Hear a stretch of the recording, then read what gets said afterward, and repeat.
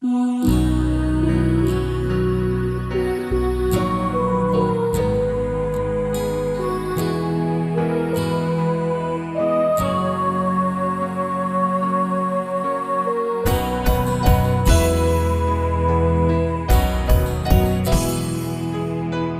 สิ่งดีๆที่เคยให้กันกับทุกคืนวันที่มีกันเสมอมาจะจดจะจำคำที่เพื่อนบอกลาก็จะสัญญาว่าจะฮักตลอดไปบ่ลืมความหลังวันที่ผ่านพ้นว่าเฮาทุกคนจะคงเคียงคู่กันถึงจะพลาดพลั้งเพื่อนเฮานั้นยังอภัยขอบใจในความหวังดีต่อกัน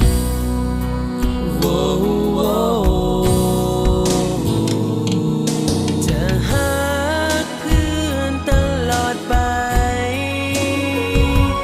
ทั้งจะจากกันไกลในวันนี้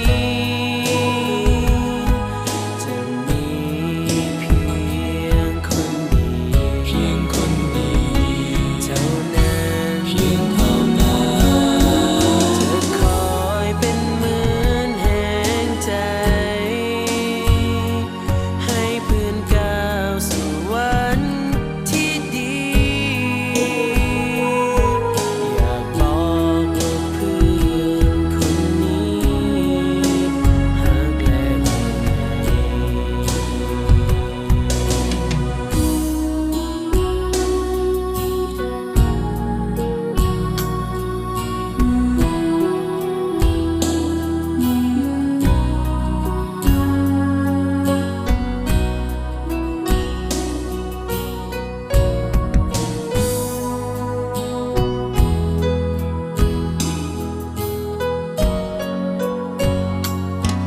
มาถึงในวันนี้ที่เฮานั้นมีกันความผูกพันบ่จางหายไปและอยากให้รู้จะมีเพื่อนตลอดไปบ่ว่าวันใดจะคิดถึงอยู่เสมอจะหาเพื่อนตลอดไป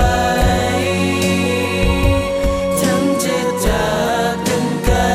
ในวันนี้จะมีเพียงคนดีเท่านั้นจะคอยเป็นเหมือนแห่งใจ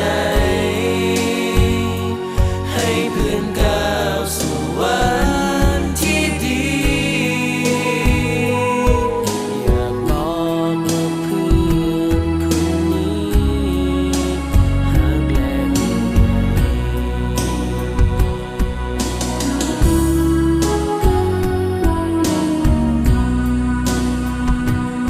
จะอยู่เคียงข้างกันตลอด